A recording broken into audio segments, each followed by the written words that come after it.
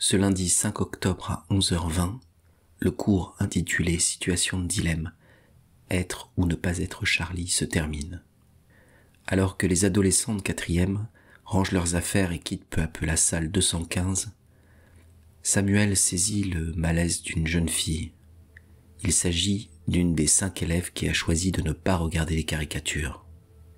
Elle n'a rien dit au moment de quitter la classe, ni en revenant, mais visiblement elle est affectée. Cette réaction perturbe mon frère. Depuis 2015 et les attentats contre la rédaction de Charlie Hebdo, il a pris l'habitude de faire cette proposition à ses élèves pour continuer à enseigner la liberté d'expression tout en demeurant absolument neutre, tel que l'exige le principe de laïcité. Et cela n'a jamais suscité ni remarque ni malaise. Soucieux de la manière dont ses collégiens reçoivent son cours, il décide de demander l'avis de son collègue d'histoire-géographie dans la salle voisine. Cette démarche n'a rien d'exceptionnel. Les enseignants ont l'habitude d'échanger sur leur enseignement. Son collègue a peu de temps entre les 2 interclasses, mais l'écoute et le rassure. Tu l'as dit toi-même, tes élèves ne sont sortis que quelques minutes. Il n'y a pas de quoi faire une histoire. La sonnerie retentit et mon frère, sans doute plus léger, rejoint sa classe. Ce même jour, à 14h50, Samuel fait cours pendant 1 heure à son autre classe de 4e, à qui il enseigne le premier volet de son cours sur la liberté d'expression, étude de situation, la liberté de la presse. Cette classe est la classe de Z. Cette dernière, comme à son habitude, perturbe le cours, se plaint de migraine et est conduite par la déléguée de classe à l'infirmerie. La CPE lui prend sa température. Elle n'en a pas et retourne donc en classe où elle assiste à la fin de la séance. À la sonnerie, Samuel annonce que le lendemain, comme il l'a fait le matin même avec les 4e, ils aborderont une situation de dilemme. Être ou ne pas être Charlie.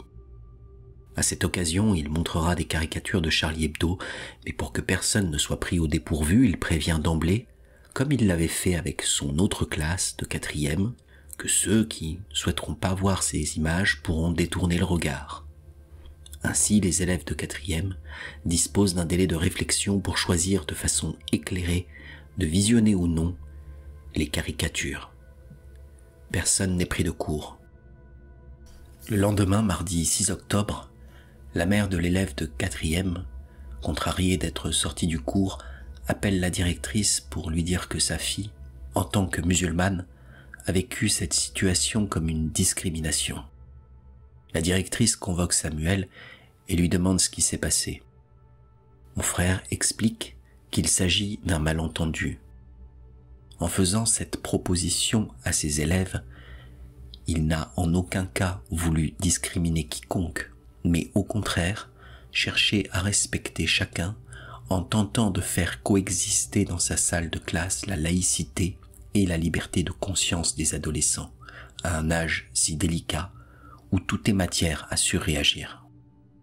La directrice lui conseille d'appeler la mère de l'élève pour la rassurer sur ses intentions, ce que fait Samuel. Selon les mots qu'il écrira par la suite dans un mail à la principale, il explique à cette maman que sa fille n'a pas à venir athée en classe, comme elle le craignait, mais laïque. En effet, si les élèves sont contraints de laisser à la porte de leur école les signes ostentatoires de leur appartenance religieuse, leur foi ne les quitte pas, et la laïcité est là pour la protéger. On ne peut y porter atteinte. La mère le comprend et est rassurée. L'incident est clos.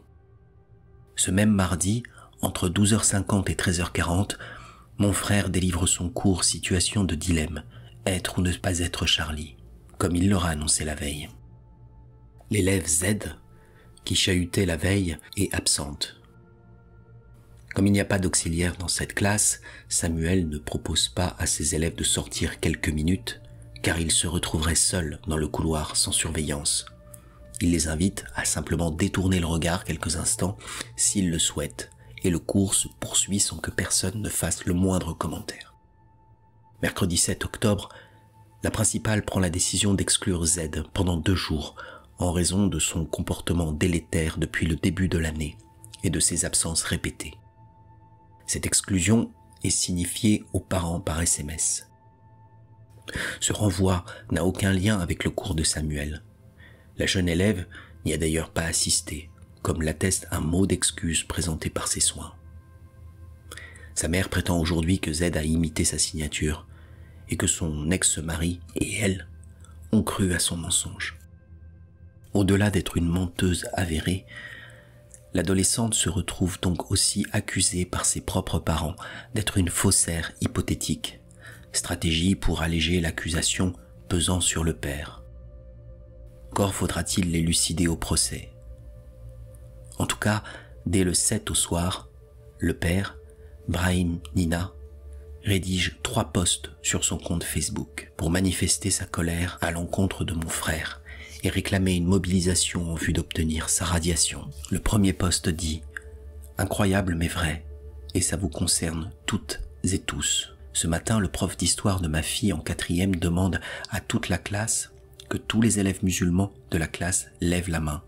Ensuite, il leur dit de sortir de la classe car il va diffuser une image qui va les choquer. Certains sortent et d'autres refusent, dont ma fille. Ensuite, ce professeur diffuse l'image de quelqu'un nu et leur dit que c'est le prophète des musulmans. C'est une honte venant de la part d'un professeur qui apprend à vos enfants l'histoire. Pour ma part, je ne laisse pas passer. Demain, je vais aller voir le directeur car ma fille est exclue 2 jours du collège. Si vous n'êtes pas d'accord avec ça, vous pouvez écrire un courrier au directeur de l'école pour virer ce malade et je vous donne l'adresse. Il faut virer ce professeur d'histoire du collège. Le deuxième poste dit « Collège Bois-d'Aulne, Conflans-Sainte-Honorine, Monsieur Paty, professeur d'histoire-géographie. » Ce professeur Paty dit en se vantant à ma fille qu'il a participé à la marche de Charlie. Vous avez l'adresse, nom du professeur pour dire stop. Troisième poste, chers frères et sœurs. Cette histoire est vraie et c'est arrivé à ma fille. Soyons fiers de notre religion et de notre prophète qui nous a appris la religion musulmane et surtout le bon comportement. Faites minimum un courrier au collège ou à l'inspection académique, au ministre de l'Éducation, au président, mais faites quelque chose. Ces 3 posts sont envoyés par Brahim China à tout son répertoire WhatsApp et relayés par ses amis Facebook. Abdelhakim Sefroui fait partie de ses contacts depuis le mois précédent. C'est de cette façon qu'il prend connaissance des posts et se met immédiatement en relation avec ce parent d'élève. Abdelhakim Sefroui est un militant islamiste, fiché S, bien connu des renseignements pour combattre la laïcité dans les services publics. Son mode opératoire est le suivant. Il requalifie les appels à la loi en discrimination à l'égard des musulmans, ce qui lui permet de mener des actions en justice et de convoquer la presse afin d'imprimer dans la tête du plus grand nombre qu'il existerait en France un racisme d'État. Le jeudi 8 octobre, ce militant islamiste multi-fiché accompagne Brahim China, le père de Z, au collège du Bois-d'Aulne, pour rencontrer la principale. La soixantaine, petites lunettes sur le bout du nez, cheveux grisonnants, barbe courte et silhouette dissimulée sous un camis, il prétend être le représentant des imams de France. L'homme se plaint qu'on les fasse attendre dans le froid, ce qui ne serait jamais arrivé s'ils avaient été juifs, dit-il à la principale en guise de présentation. Agressifs et virulents, les 2 hommes protestent contre l'exclusion de la jeune Z, qui aurait été décidée, selon eux, pour la punir d'avoir tenu tête à Monsieur Paty, en refusant de sortir dans le couloir, alors qu'il voulait montrer à la classe une photo de Mahomet nu. Il affirme qu'en obligeant les élèves musulmans à quitter sa classe, Monsieur Paty s'est rendu coupable d'un acte raciste, et que ce voyou doit être viré du collège. La directrice tente de les calmer. Elle leur répète que l'exclusion de Z vise à sanctionner un comportement général délétère, sans lien avec le dernier cours de Monsieur Paty.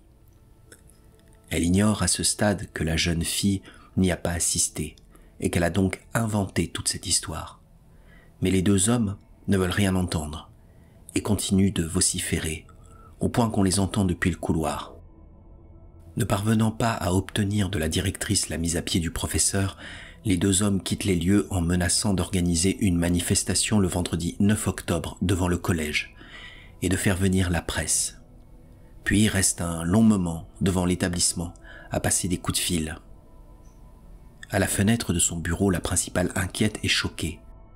Elle craint qu'ils mettent leurs menaces à exécution, que les gens s'introduisent de force dans le collège et que l'affaire prenne la tournure d'un scandale médiatique.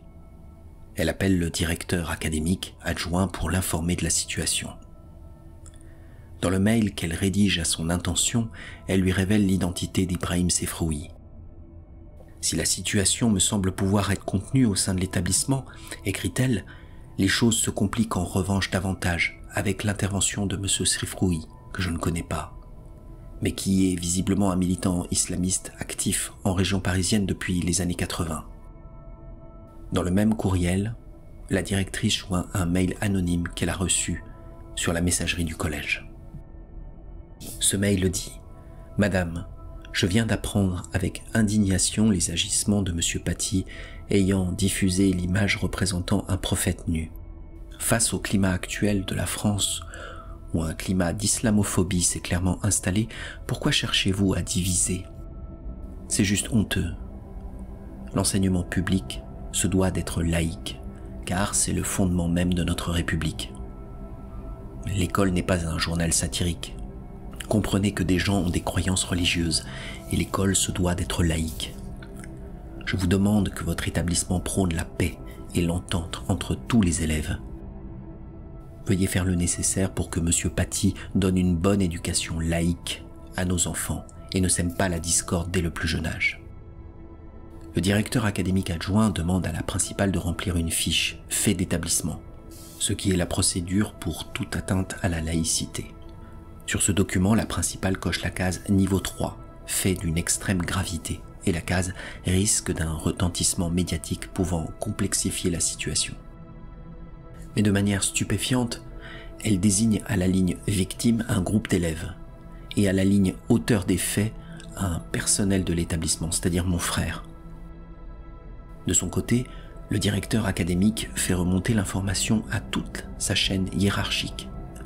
Conseillère sécurité de la rectrice, référent laïcité de l'académie, cellule ministérielle de veille opérationnelle et d'alerte, mairie, policier référent du collège.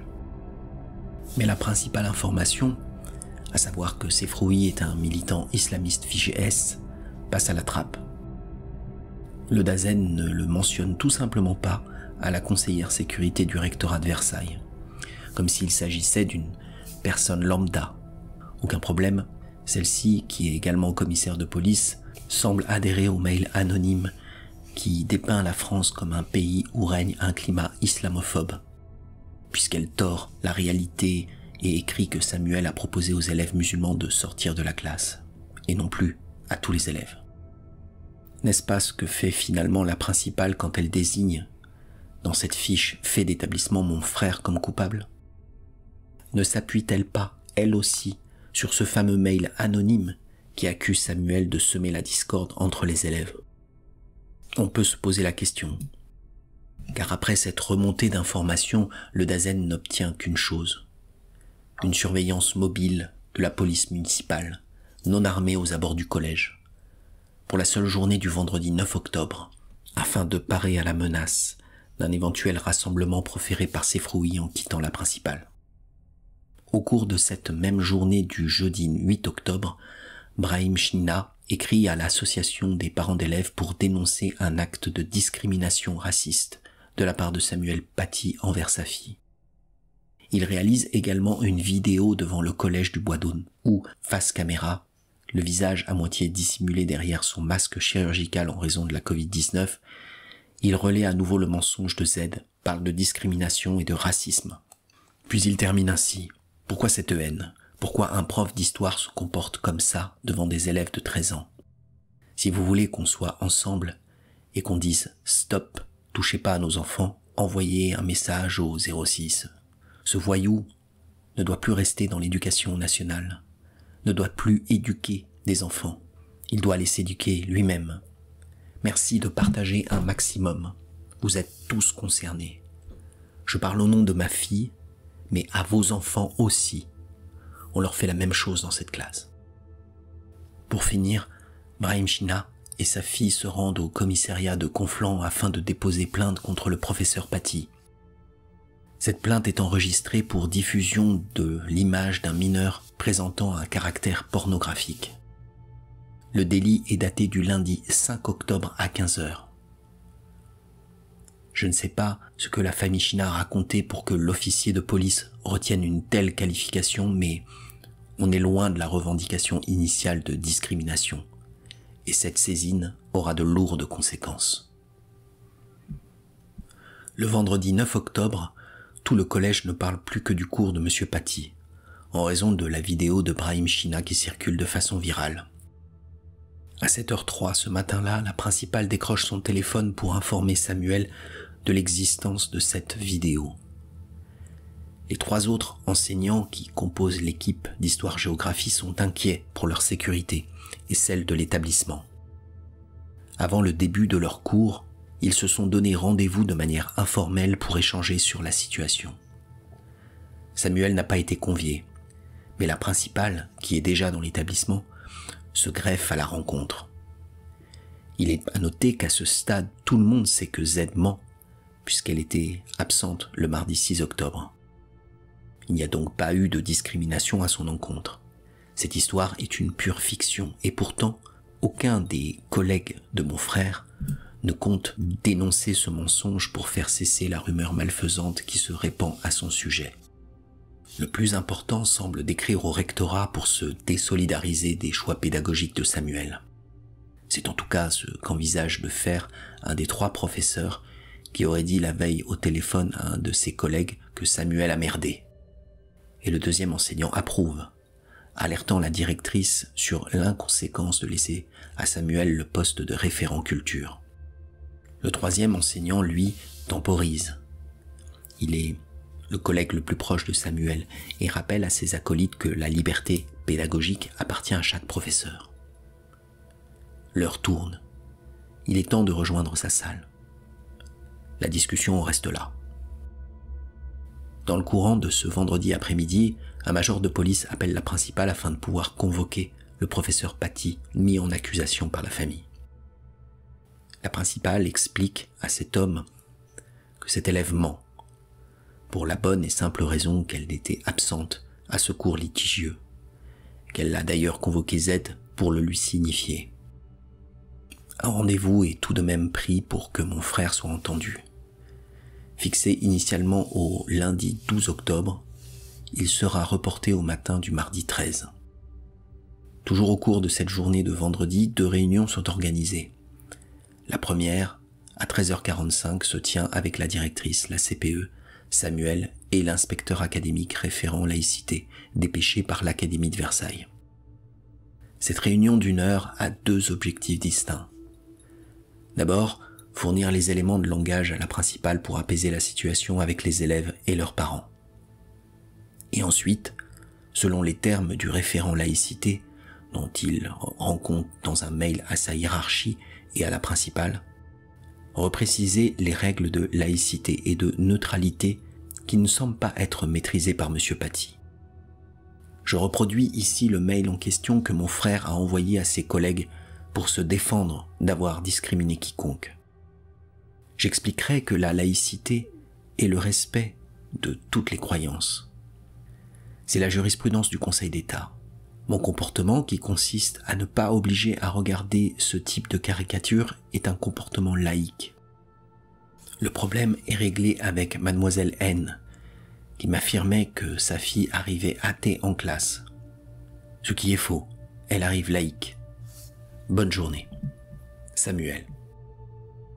La seconde réunion a lieu à 17h avec 2 familles de 4e.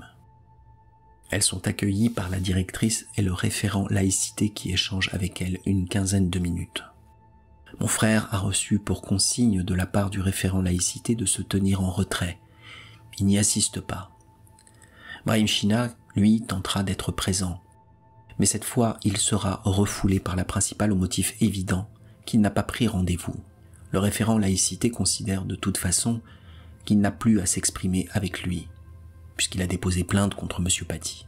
Information qu'il fait remonter par courriel au Dasen, en conséquence de quoi la justice instruira.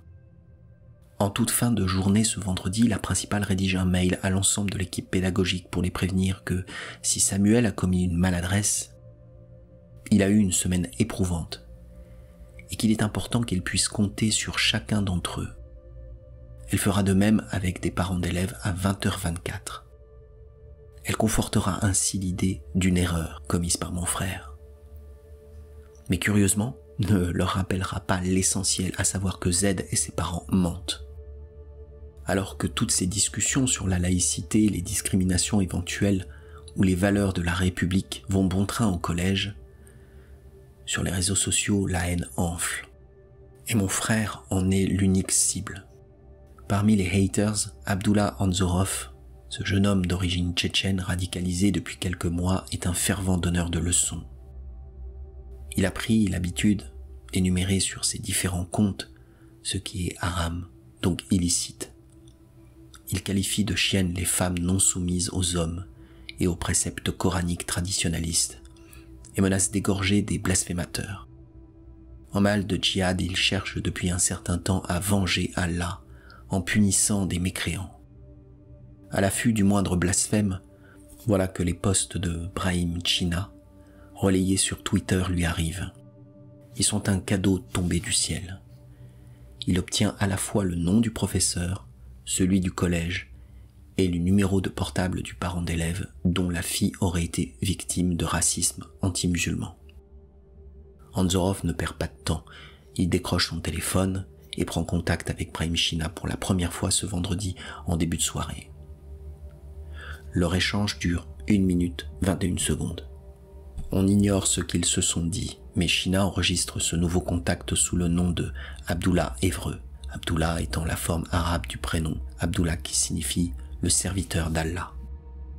Durant le week-end, en réponse au message de la principale et malgré sa demande de solidarité autour de Samuel, un des professeurs d'histoire-géographie qui a déjà pris ses distances avec mon frère lors de la réunion informelle, ainsi qu'une professeure de lettres, vont se désolidariser de lui publiquement sur la messagerie interne du collège, en condamnant la manière dont il a conduit son cours sur la liberté d'expression.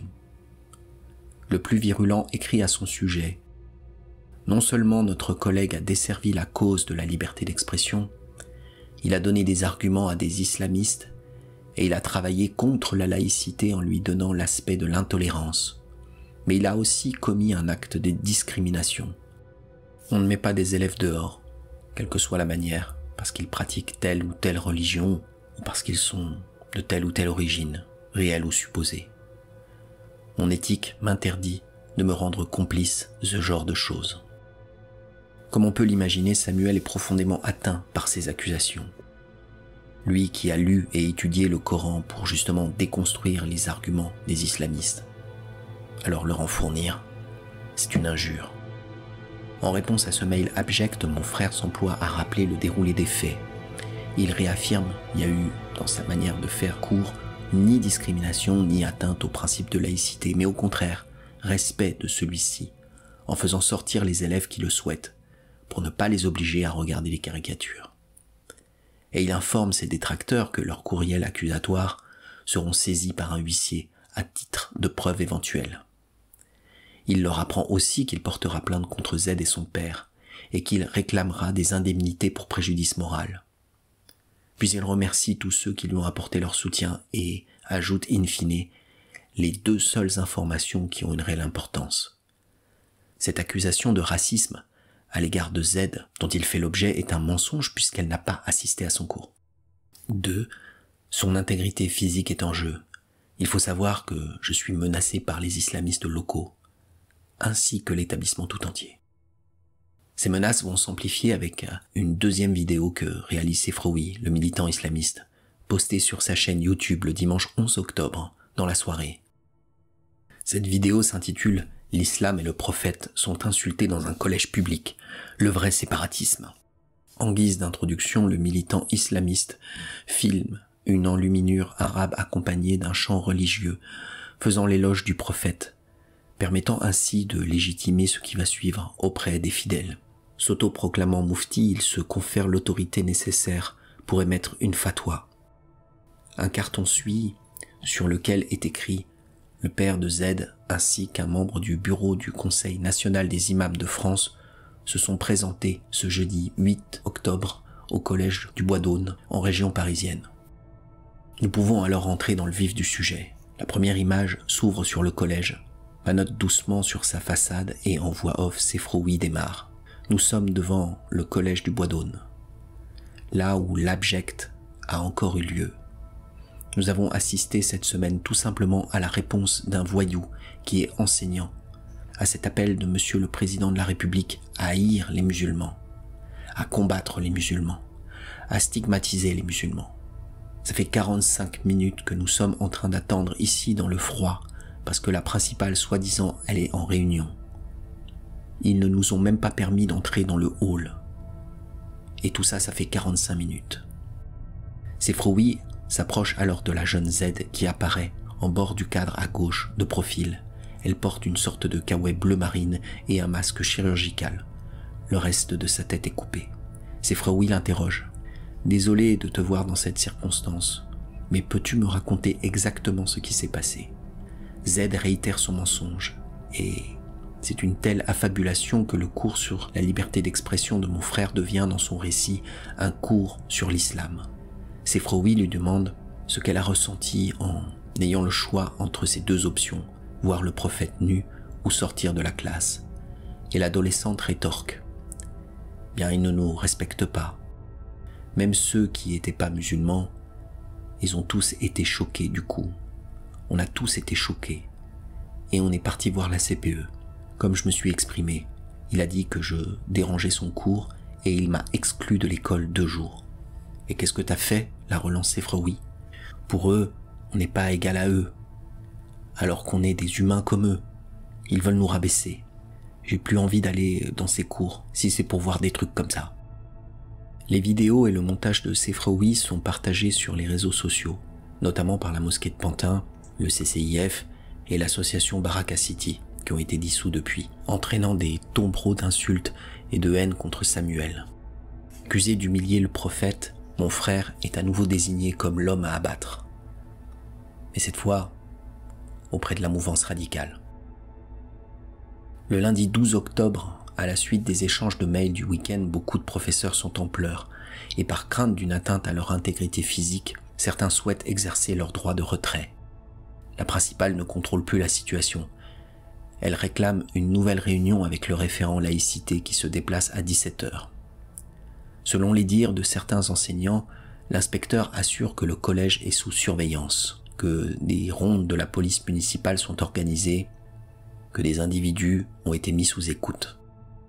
L'inspecteur tient un discours d'apaisement, fondé sur la note des renseignements territoriaux dont il a pris connaissance le jour même. Cette note, rédigée dans la soirée du vendredi 9 octobre, écarte l'existence d'un danger grave et imminent. Mais en raison de la viralité de vidéos sur la toile durant tout le week-end, cette note est déjà obsolète. En d'autres termes, l'éducation nationale a 48 heures de retard sur l'état de la cabale. En revanche, si leur administration réfute l'existence d'un danger grave et imminent, les enseignants savent bien que leur retrait est impossible, car il serait considéré comme un abandon de poste, et à ce titre pourrait être sanctionné. Par ailleurs, le référent laïcité souligne que, pour ceux qui se moqueraient de recevoir un rappel à la loi, que le droit de retrait donnerait une ampleur médiatique supplémentaire aux événements, et serait donc contre-productif. Cette réunion organisée dans la précipitation n'a rassuré personne, mais assurément fait rester tout le monde, et c'est là l'essentiel. Le référent laïcité peut envoyer un rapport à ses supérieurs en leur disant que la situation est apaisée, dans la droite ligne de la note des renseignements territoriaux des Yvelines. Au même instant, ce lundi 12 octobre, un conseil municipal est en cours. Une élue demande au maire que la police municipale, dont il a la charge, escorte Samuel sur ses trajets entre son domicile et le collège. Elle lui rappelle qu'il le connaît, comme nombre d'élus. En effet, l'année précédente, le maire s'est rendu au collège dans le cadre de la semaine de la jeunesse et de la citoyenneté. Cette semaine vise à sensibiliser les élèves de 4e sur les valeurs républicaines, et il est intervenu dans la classe de Samuel. L'édile refusera pourtant cette escorte, au motif qu'il revient à l'Éducation nationale d'assurer la protection de ses fonctionnaires. À ce stade, il n'y aura donc ni surveillance du collège, ni patrouille aux abords, ni véhicule de police pour assurer les déplacements de mon frère. Quant aux écoutes téléphoniques mentionnées par le référent laïcité pour rassurer les enseignants, elles relèvent de la décision de la DGSI, et à ce jour, rien ne prouve qu'il y en a eu. Mardi 13 octobre, au regard de l'ampleur qu'a pris l'affaire sur les réseaux sociaux, la principale et Samuel se rendent au commissariat. Mon frère entend porter plainte pour diffamation publique. Mais dans les faits, comme nous le montre l'entête du procès-verbal, le fonctionnaire ne l'auditionne pas comme plaignant mais uniquement en tant que suspect libre dans le cadre de la plainte déposée par Z. Or la police sait que cet élève ment. La principale l'en a informé une semaine plus tôt. Et dans le même temps, il n'y a pas d'enregistrement de la plainte de la victime, qu'est mon frère. Alors même que dans sa déposition, la principale dit « Mon collège reçoit des appels téléphoniques de personnes très virulentes et menaçantes. » On reçoit des menaces téléphoniques où clairement on laisse entendre de s'en prendre physiquement à Monsieur Paty et au collège, si nous ne prenons pas des mesures disciplinaires à l'encontre de cet enseignant. L'audition de la principale et de Samuel leur sont pas remises, elles sont jointes à la plainte initiale de Z. Ainsi, la diffusion d'images à un mineur présentant un caractère pornographique reste la seule infraction qualifiée et mon frère est toujours suspecté de l'avoir commise. Pendant ce temps, rien ne s'apaise au collège. Le professeur d'histoire-géographie, qui s'est désolidarisé de Samuel auprès de ses collègues, entend maintenant marquer ses distances avec lui auprès des élèves. Il faut dire que celui-ci n'a pas été rappelé à l'ordre par la principale, et s'est donc senti libre de poursuivre son accusation. La scène sera rapportée par plusieurs enseignants et par un adolescent présent dans cette classe. Ce dernier racontera comment, le lundi 12 octobre, ce collègue d'histoire géo s'est littéralement mis en scène. Après être entré dans la classe et avoir pris un temps interminable avant de s'exprimer, il a expliqué à ses troisièmes en pleurs que M. Paty œuvrait contre la laïcité, que son comportement était islamophobe et que lui ne cautionnerait pas ses agissements. L'élève estime que ce discours a bien duré 20 minutes et qu'il a fait basculer les élèves. Jusque-là, il y avait débat entre eux. Mais tout à coup, la parole d'un adulte venait leur dire que Samuel Paty avait tort. En désapprouvant son cours, ce professeur a cautionné les rumeurs de racisme à l'encontre de mon frère. Il a donné aux enfants des raisons de lui en vouloir. Qu'espérait-il en se comportant ainsi? Que ses paroles soient rapportées au-delà des grilles du collège et qu'elles le protègent contre la violence éventuelle des fanatiques. Chacun pour sa peau donc, et au diable nos valeurs. Mais au diable aussi les élèves, dont 2 se retrouveront jugés pour avoir désigné Samuel à Anzorov. Car si à 14 ans, ces jeunes individus ont pu livrer un professeur à un inconnu, en sachant qu'il allait recevoir une correction physique, on peut se demander si ce qu'ils avaient entendu de la bouche de cet adulte ne les a pas convaincus que mon frère était raciste et méritait cette punition. Cet enseignant avait également des classes de 6e. J'ignore le discours qu'il leur a tenu, mais 3 de ses élèves de ce niveau ont fait tourner la photo de Samuel décapité, agrémentée d'un smiley. Des élèves de 11 ans que ce collège n'aurait pas protégés d'eux-mêmes et qui seront présentés à un juge pour apologie de terrorisme. Le mercredi 14 octobre, à la suite du dépôt de plainte de Z, le procureur de la République du tribunal judiciaire de Versailles, section Affaires générales, se dessaisit du dossier au profit du vice-procureur Affaires générales, section mineure. La consigne donnée est de réentendre Z accompagné de son conseil.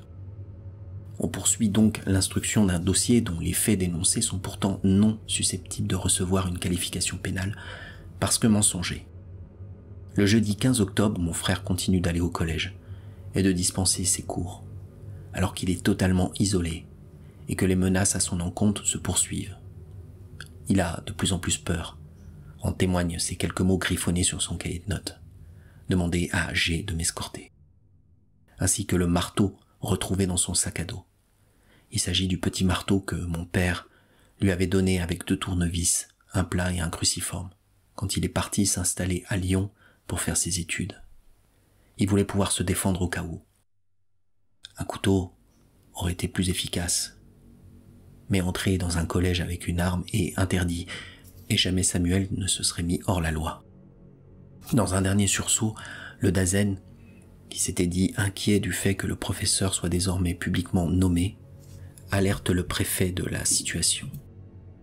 En effet, la vidéo de Brahim China circule beaucoup, et les commentaires assimilent les agissements de mon frère à de la pédophilie. Le Dazen précise que la principale a reçu des messages de menaces sur le répondeur du collège. Cette information est transmise aux renseignements territoriaux, mais ces derniers répètent une nouvelle fois « Il n'y a pas à s'inquiéter, que la situation est apaisée ». À mon sens, c'est ce que contient la 2e note des renseignements classés secret défense, ce qui prouverait que personne ne s'inquiète jamais de la cible. Quand le sage montre la lune, l'idiot regarde le doigt. Ce vendredi 16 octobre, Samuel déjeune à la cantine avec un collègue et engage avec lui une partie de ping-pong. Dans la discussion, l'approche imminente des vacances sonne pour lui la fin de l'enfer des derniers jours. Il lui demande de le ramener, mais ce dernier refuse, prétextant que sa voiture n'est pas au parking, qu'elle est dans la rue. Samuel comprend la peur de ce collègue, et connaissant mon frère, je suis sûr qu'à cet instant encore, il aura voulu rassurer son collègue, ignorant à quel point ces mots étaient prémonitoires. « Ne t'inquiète pas, dit-il, à 17h ce sera fini. » Aux alentours de 14h, le terroriste Anzorov, âgé de 18 ans, se présente devant le collège Bois d'Aune. Il s'y est fait conduire par un ami, et il a dans son sac 2 couteaux achetés à Évreux quelques jours plus tôt, ainsi qu'un pistolet type airsoft à billes métalliques. Il demande à des élèves de lui indiquer Samuel Paty. Il dit vouloir lui infliger une correction physique, le forcer à s'excuser devant la caméra de son portable au motif qu'il se serait moqué du prophète et aurait humilié les musulmans. Plusieurs collégiens refusent, mais l'un d'entre eux accepte, pour 300 €. N'ayant pas Samuel Paty comme professeur, il recrute 4 autres élèves pour l'aider à le désigner quand il franchira la grille. À la sortie de 15h45, un autre élève intervient et dit à l'attroupement que la fille de la vidéo a menti. Il est dans sa classe. Elle était absente au fameux cours sur la liberté d'expression. Cette information vient mettre en péril la place convoitée au paradis d'Anzorov. C'est sans doute pour cela qu'il exige qu'on la joigne par téléphone, puisqu'elle ne se rend plus au cours depuis 1 semaine. Il exige qu'on la mette sur haut-parleur et qu'on lui fasse raconter toute l'histoire. Z sait qu'un homme qu'aucun élève ne connaît est devant le collège. Il écoute. Mais elle réitère sa fausse accusation. Paty m'a montré une caricature du prophète et m'a mise dehors parce que je suis musulmane. Anzorov se cache dans des buissons tandis que 2 des élèves font le guet. Il ressort de sa planque un peu avant 16h30. C'est bientôt l'heure à laquelle mon frère termine ses cours. Masqué et encapuchonné, au point que je serai incapable de le reconnaître sur les vidéos de surveillance que je verrai par la suite, il sort de l'établissement. C'est lui, disent les collégiens en le désignant du doigt au terroriste. Celui-ci leur demande de quitter les lieux et prend Samuel en chasse. 100 mètres plus loin, Anzorov se jette sur Samuel, le poignarde dans le dos de plusieurs coups de couteau. 17 en tout. Il lui braque son pistolet sous le menton, probablement pour exiger de lui des excuses. On a retrouvé à l'autopsie une balle d'airsoft logée à cet endroit du visage. Puis il le décapite sur le trottoir. Comme il a vu des hommes égorger des animaux dans des dizaines de vidéos qu'il a regardées depuis des semaines. Pour finir, il sort son portable, prend en photo son massacre et le publie sur Twitter avec ces mots. À Macron, le dirigeant des infidèles. J'ai exécuté un de tes chiens de l'enfer qui a osé rabaisser Mahomet.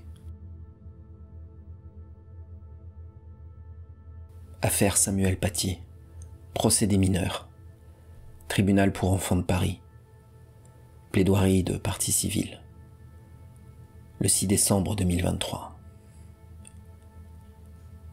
Madame la Présidente, Mesdames du tribunal, Samuel Paty, quelle qu'ait été sa dernière pensée, est, dans tous les cas, un homme qui est mort debout pour son idéal. Et si les complices de cet assassinat seront jugés l'année prochaine, vous avez actuellement entre vos mains le sort de ceux sans qui la terrible chaîne causale ayant mené à la scène que je viens de vous décrire ne serait jamais advenue. Je m'exprime aujourd'hui au nom de Michael Paty, de son mari et de leurs 2 fils jumeaux, qui avaient 7 ans au moment de l'attentat. Quand on accompagne des gens dans la douleur, quand les gens attendent qu'on soit leur glaive, on peut se sentir dépassé. Comment plaider à leur place l'absence, le vide, ce frère auquel on pense tout le temps, partout, le ton de sa voix qu'on entend de moins en moins, le visage qui devient flou avec les années, les odeurs, les rires et les souvenirs qui s'estompent. C'est impossible à plaider sans commettre une imposture. Vous avez entendu Michael exprimer sa douleur à sa manière. C'était poignant. Vous avez senti combien il était difficile pour elle d'exprimer ses préjudices à la barre. Elle n'a pas dit un mot sur ses dommages, son mois d'arrêt de travail, sa main tremblante pendant 3 mois au bloc qui l'a empêché de bien travailler. Et puis ses consultations psychologiques qu'elle a fini par abandonner. Non, elle ne vous a pas dit grand-chose de son traumatisme, de ses séquelles psychologiques au quotidien. Tout au plus a-t-elle finalement signalé qu'elle s'était effondrée par terre après son marathon mémoriel du 16 octobre dernier. Cela fait 3 ans que Michael ne pense plus à elle-même. Elle est dans une phase qui ne laisse pas de place à l'introspection et aux soins psychologiques pour panser ses plaies. Au contraire, elle est focalisée, concentrée, obnubilée par 3 missions: la recherche de la vérité, la défense de la mémoire de son frère, l'engagement public pour la cause de la laïcité et l'école. Sur la courbe du deuil, Michael Paty ne se situe ni au premier stade de l'état de choc et du déni, ni au stade ultime de la sérénité. Non, elle est à mi-chemin, dans la colère, dans le combat, à sa place. Michael vous a dit pourquoi elle endosse ce rôle de poil à gratter. Elle ne veut pas étaler sa douleur. Pour elle, exposer ses plaies, c'est prendre le risque de s'effondrer. C'est autoriser sa psyché à s'écrouler. C'est donner l'impression aux terroristes qu'ils ont gagné. Elle ne veut pas de tout cela. Elle veut continuer à parler haut et fort, à travailler dur, à courir partout, à se tenir debout, à se cacher pour pleurer, à être une mère forte, à combattre publiquement les racines profondes de cette tragédie, à reprendre le flambeau à son humble niveau et à rendre Samuel fier d'elle. Elle l'a confié à la barre, la voix chevrotante. Cela fait 3 ans que je veux lui prouver que j'étais en fait d'accord avec lui, avec tout ce qu'il disait, tout ce qu'il faisait. Chaque victime, par ricochet, trouve les moyens de survivre comme elle le peut. Il n'y a pas d'optimum. Vous avez compris, Michael est une écorchée vive. La béance dans son âme est irréversible et irréparable. Elle est à la fois impressionnante de force et bouleversante de fragilité. Alors au fond, tant mieux si ma chère Michael, qui s'est toujours dit qu'elle n'avait pas les capacités intellectuelles de Samuel, elle, la petite infirmière anesthésiste niçoise, qui a quitté son domicile le lendemain de l'attaque terroriste de la promenade des Anglais, en jetant à son mari en partant au travail, ne m'attend pas. Puis a connu les affres du Covid, elle que rien ne prédestinait à avoir une parole publique, à interpeller des sénateurs, à faire des conférences dans des institutions ou des interventions dans des écoles. Tant mieux si elle a mis de côté son chagrin pour sortir d'elle-même et transformer sa colère noire en une force de changement salutaire pour notre société. Cette société qui reste amorphe, alors que des professeurs d'école tombent sous les coups d'un islamiste totalitaire et que notre éducation nationale est malade. Dans un état qui relève des urgences pédiatriques. La défense de la laïcité, l'émancipation des individus par l'école, la lutte contre les agressions d'enseignants, la protection des libertés chères à notre civilisation. Voilà les flammes qui brûlent en Mickaëlle Paty depuis 3 ans et brûleront encore de nombreuses années. Alors évidemment, même si elle n'aime pas ce mot, elle reste quand même une victime, pénalement parlant. Je pourrais m'arrêter là dans ma plaidoirie, mais ce n'est pas ma conception du rôle de la partie civile.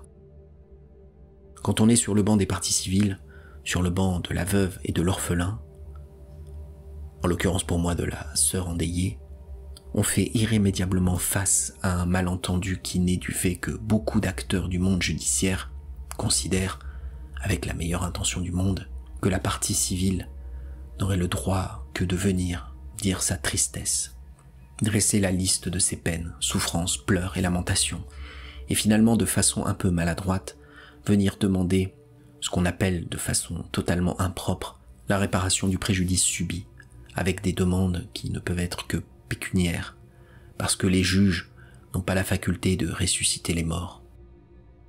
Et ainsi on en arrive à estimer que la partie civile est tolérée dans le procès pénal, mais qu'elle n'a pas son mot à dire sur le sort qui attend les prévenus. Comme si ce n'était pas son affaire, comme si l'atteinte grave au contrat social, matérialisée par les poursuites du parquet, compte tenu de la gravité des faits, pouvait faire abstraction des victimes et de leur point de vue. Alors on nous dit, voilà, la victime, il faut qu'elle soit comme ci, il faut qu'elle se comporte comme ça, il ne faut pas qu'elle attende trop de la justice. Il y a tous ces mots qu'on entend, nous, avocats, à chaque procès. Et ce sont des mots parfois justes auxquels je suis attaché, mais qui sont quelque peu dénaturés. On parle de dignité. On demande à la victime d'accepter d'être insatisfaite du verdict judiciaire prétendument toujours frustrant. On ne demande qu'à voir des visages éplorés, alors qu'une victime est une personne faite de chair, qui a tout perdu, qui est souvent morte à elle-même et qui réagit comme elle peut, plutôt que comme elle veut, avec le droit d'attendre des choses de la justice de son pays, en exprimant ce qu'elle pense de ce qu'il s'est passé à la barre et de la culpabilité des uns et des autres. Certains répliquent que c'est de la vengeance vaine et que ça n'apaisera jamais la douleur. Je ne crois pas du tout. La justice a précisément été organisée dans le contrat social pour éviter la vengeance privée et pour que les parties civiles exercent leurs droits et exorcisent leur rage en venant dire calmement, dans un débat contradictoire, leur vision de ce qui s'est passé et leur vision de ce qui doit advenir. Je conclus. La mort de Samuel Paty est évidemment irréparable. Rien ne le fera revenir. En revanche, exaucer ses vœux est possible. Et Samuel Paty avait un vœu, une vocation, faire de ses collégiens des adultes éclairés qui œuvrent au bien commun. Alors pour finir, j'aimerais dire que Mickaëlle Paty et Samuel Paty, je n'en doute pas à travers elle, formulent 2 souhaits pour ces jeunes.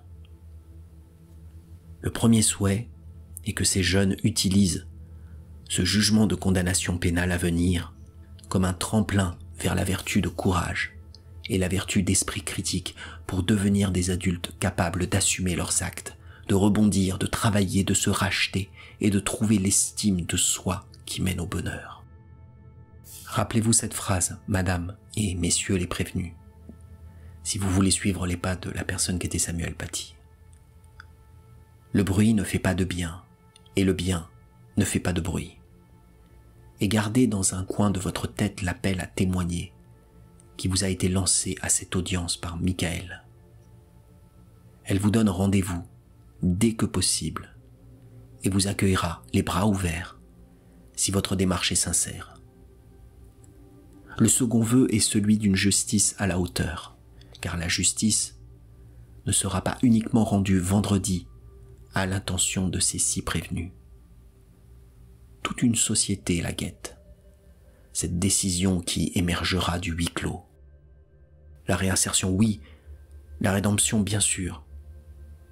Qui ne rêve pas d'une belle histoire pour ces jeunes? Mais chaque chose en son temps. Il faut d'abord une condamnation.